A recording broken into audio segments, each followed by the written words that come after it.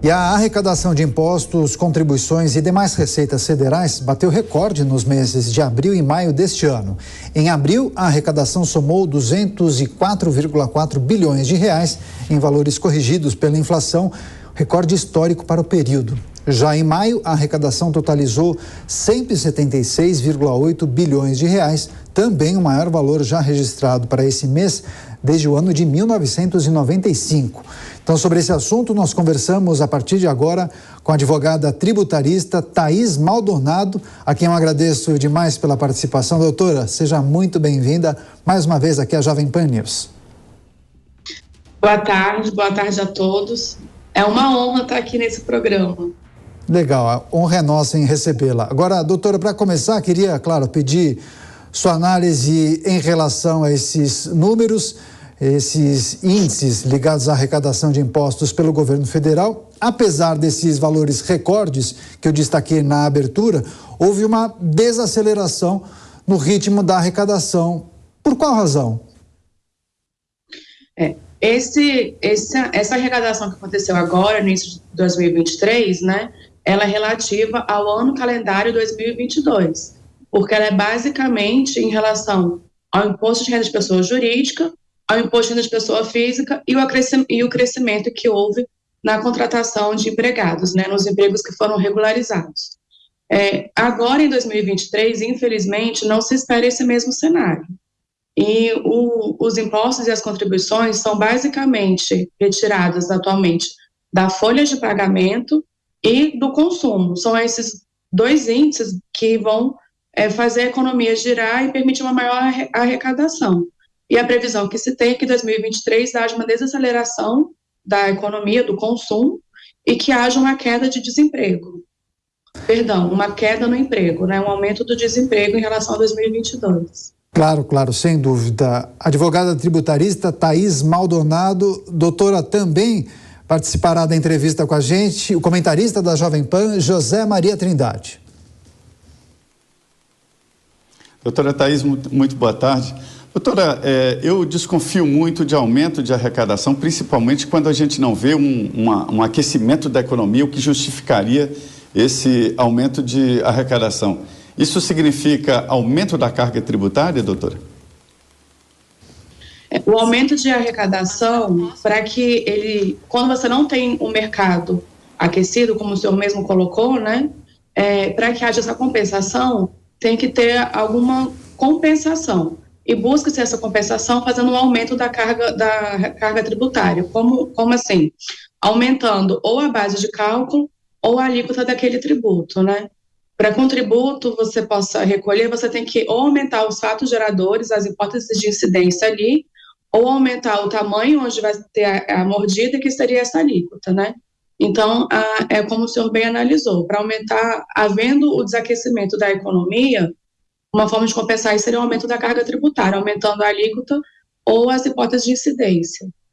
Agora, doutora, essa variação de arrecadação pode nos dar que tipo de sinalização? E como isso, de certa maneira, impacta nos compromissos do governo, já que são recursos que entram para o caixa, mas que logo, certamente, precisarão ser usados para compromissos futuros. Quando há essa desaceleração, quais podem ser as consequências? É um grande desafio, né? Porque o orçamento público já foi votado, já existem compromissos financeiros, mas a economia, que é onde eles deveriam se basear para essa arrecadação, talvez não se sustente, né? E algumas outras medidas também de redução de alíquota já foram tomadas. Então, esse vai ser o grande desafio, honrar os compromissos com uma arrecadação um pouco baixa, né? E quando se aumenta a carga tributária, consequentemente, há um risco de sonegação ou das pessoas tentarem ali pagar menos tributos, nem que seja uma forma de deixar de consumir. Então, esse vai ser o grande desafio do governo. Tá certo. A arrecadação federal em destaque nessa entrevista com a Thaís Maldonado. Ela é advogada tributarista. Mais uma questão de José Maria Trindade. Com você, Zé. Pois é, doutora Thaís, é aquela famosa curva de Laffer, né? Se aumentar a tributação, chega um ponto que arrecada menos, porque haverá uma sonegação ou mesmo a quebra das empresas. Dizem por aqui de que o Brasil é o paraíso dos advogados, principalmente nesta área, né? Devido à complexidade, dubiedade da legislação tributária. E nunca se aprova uma reforma tributária. A senhora acha que é mesmo necessário essa reforma tributária? Ela vai melhorar a situação, o ambiente econômico brasileiro? Precisa sim fazer uma reforma tributária, mas eu acredito que o texto ainda tem muito a ser aperfeiçoado. Por exemplo, hoje em dia, qual que é a grande dificuldade do Brasil, né? Nós temos impostos estaduais, federais e municipais.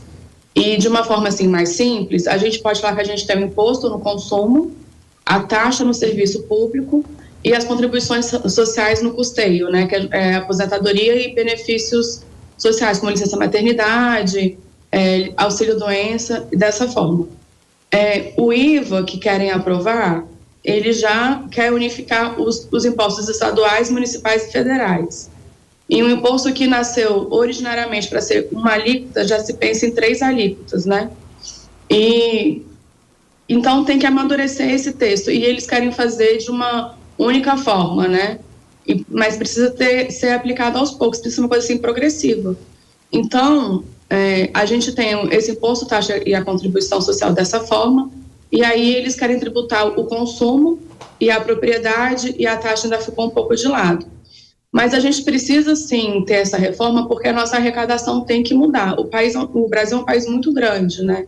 Na Europa, por exemplo, você tem uma alíquota de imposto de renda que chega a 36%. Na Angola, salvo engano, a menor alíquota é 25%, né? E aí a gente tem uma alíquota que uma pessoa que ganha um salário mínimo e meio já paga, uma alíquota ali de imposto de renda, e as pessoas que ganham a partir de 5 mil já estão ali na alíquota máxima e fica estacionada. Então, precisa sim ter uma reforma tributária, mas esse texto ainda tem muito do que ser melhorado. Agora, doutora, como, além da reforma tributária, como a senhora tem observado as discussões e mudanças no texto do novo arcabouço fiscal, essa nova âncora fiscal pode influenciar, ter algum tipo de impacto na arrecadação federal? De que forma? Quase tudo gera impacto na arrecadação fiscal, né? Então, é um tema que é sempre muito sensível. Tudo pode causar um certo impacto. Agora, eu não seria precisar qual seria o reflexo disso. Seria uma coisa muito grande, né? Mas tudo acaba refletindo no tributário. A gente respira tributo, né? Quando você acorda, você já está ali pagando tributo. E por isso que o tributário, às vezes, é vantajoso para os advogados, porque também existem vários benefícios fiscais que, às vezes, as pessoas não têm conhecimento, né? Como isenção, ou limitação do poder de tributar, ou algumas hipóteses que a pessoa não deveria pagar aquele tributo. Perfeito. Para fechar, mais uma questão de José Maria Trindade. Pois olha, doutora, o Delfim Neto me disse uma certa vez de que ouviu do pai dele o seguinte: olha, meu filho, a gente só fica livre de impostos quando morre. E aí, tempos depois, o pai dele já tinha morrido e ele pegou lá o IPTU para pagar, e não deve ser poucos, né, Delfim Neto, e entre as dívidas estava o IPTU do mausoléu da família. Ele descobriu que nem depois da morte as pessoas ficam livres de impostos. Toda a economia, por mais liberal que seja, admitem, né, o pagamento de impostos. É preciso pagar impostos. Mas como a senhora considera hoje os impostos no Brasil, a carga tributária brasileira?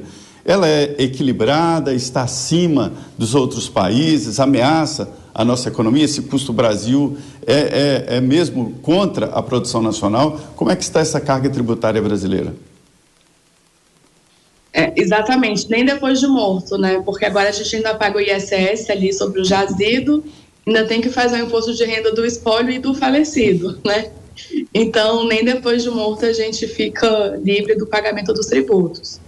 Realmente, eu acho que a carga tributária ela é desigual, né?